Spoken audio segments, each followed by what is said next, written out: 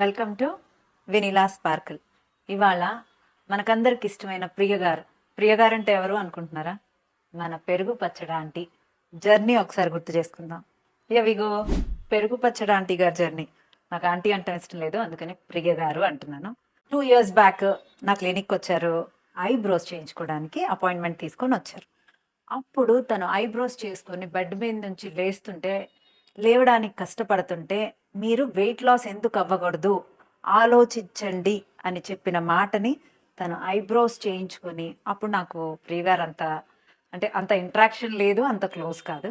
So ఆ మాటను తను రిటర్న్ వెళ్ళి ఆలోచించి ఒక ఐ థింక్ 1.5 monthకి మళ్ళీ నాకు కాల్ చేసి, మేడం వెయిట్ లాస్ అవ్వాలనుకుంటున్నాను, నాకు హెల్ప్ చేస్తారా, నన్ను డైట్లో జాయిన్ చేసుకుంటారా అని అడిగారు. సో ఆబ్వియస్గా నేను చెప్పిన రూల్స్, అందరికీ చెప్పే రూల్స్ అన్నీ చెప్పాను. చెప్పిందే తినాలి, నేను చెప్పిన టైంకి తినాలి, ఆకలిస్తే అడిషనల్ ఆడియో తినొచ్చు, నేను చెప్పిన తప్పితే ఏది తినడానికి లేదు, చీట్ మీల్స్ చేయడానికి లేదు, ఎవ్రీ 2 monthsకి 3 monthsకి బ్రేక్ తీసుకోవాలి. ఈ వీటిలన్నిటికీ ఒప్పుకున్న తర్వాత తను జాయిన్ అయినప్పుడు 110 kgs ఉంది. See the pictures. 110 kgs నుంచి తన ట్రాన్స్ఫర్మేషన్ ఎంతమందిని ఇన్స్పైర్ చేస్తుందో నాకు తెలుసు. ప్రజెంట్ వెయిట్ తంది 68 kgs. 110 kgs ఎక్కడ, 68 kgs ఎక్కడ? ఎవ్రీ 3 monthsకి ఒక 1 month మెయింటెనెన్స్ బ్రేక్ తీసుకొని తన జర్నీ 2 yearsగా మాతో కంటిన్యూ చేశారు. 110 kgs నుంచి 65 kgs.